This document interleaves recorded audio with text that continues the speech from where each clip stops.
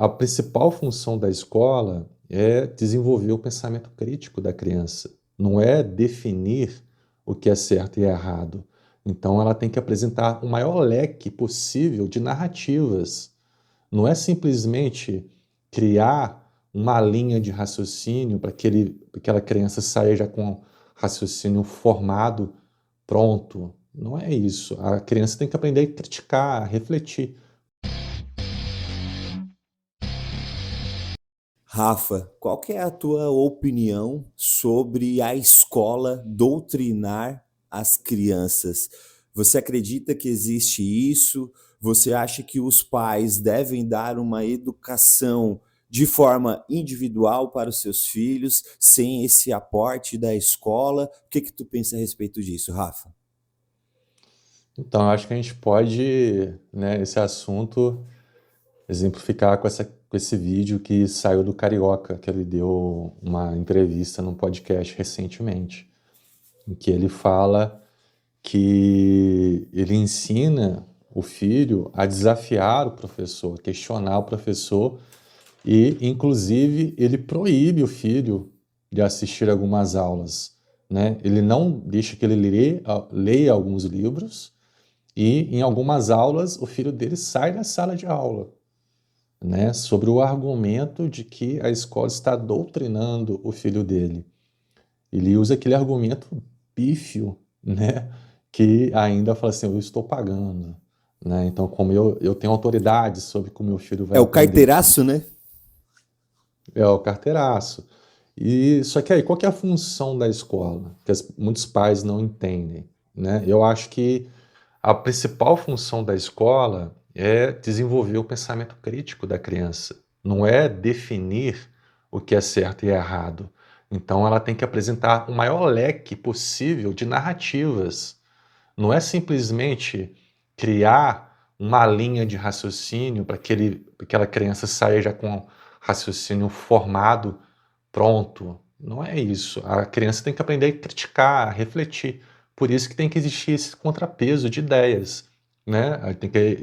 Quanto maior a divergência de ideias, maior vai ser o raciocínio crítico da E criança. aí, vamos lá, né?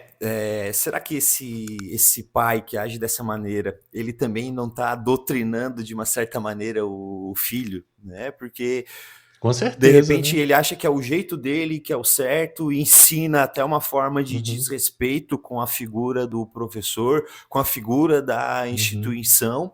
E vamos lá, né? Existe um plano de desenvolvimento ali para as aulas.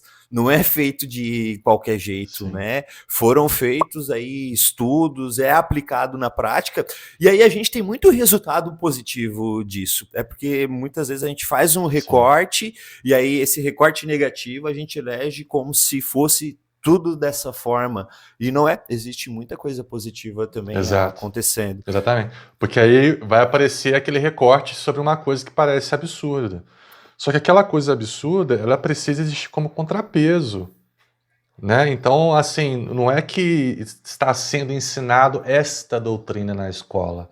Não, a guerra tem que ser ensinada em algum momento, né? As questões geopolíticas têm que ser ensinadas. A divergência de religiões não pode ser ensinado só uma religião, existem várias.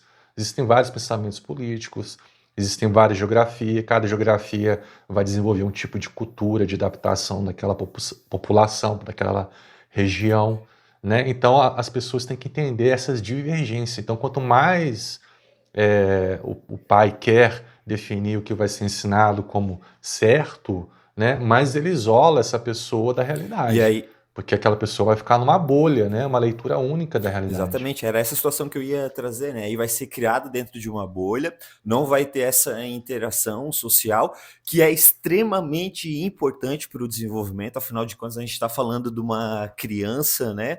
E aí ela vai ter uma Uhum. visão de mundo como se fosse a correta. Imagina aí a formação de caráter desse sujeito, né? E aí como é que ele vai Nossa. lidar com esse próprio perfil frente às situações na Uhum. sociedade, né? Me parece que ele vai ser criado dentro da É. caverna, então, né? Seria mais ou menos desse jeito. Exatamente. Bem, Rafa, E, e- eu e- Eu Ah, conversei com um professor, né? Tive a oportunidade de perguntar, e aí joguei no seco. De fato, tem essa doutrinação aí na sala de aula, e aí a resposta dele foi até engraçada. A aula tem 45 minutos. É 15 minutos só para fazer a gurizada ficar em silêncio e sentarem de forma organizada. Sobra 30 minutos para ele tentar aplicar aí aquilo que é o plano de ensino, né? Então ele até é, brincou, é. quem dera se a gente conseguisse fazer a doutrinação. E aí tem aquela outra camada, né? Que ele fala assim: eu estou ensinando o meu filho a ter uma coisa que vocês não ensinam, que é ter coragem. E aí, não sei se você viu, eu acho que saiu, eu não sei se foi ontem ou anteontem, a gente está gravando esse vídeo na terça de manhã, um vídeo de uma professora chamando a polícia militar para tirar um aluno de sala, porque ele estava enfrentando a professora, né? Então, assim, será que é esse o caminho? O aluno se sentir no, autonomia suficiente para desafiar o professor que deveria ser autoridade em sala, né? Ao ponto de ter que chamar a polícia. Então, esse é o papel, esse é o exemplo que o carioca quer dar para o filho, de enfrentamento.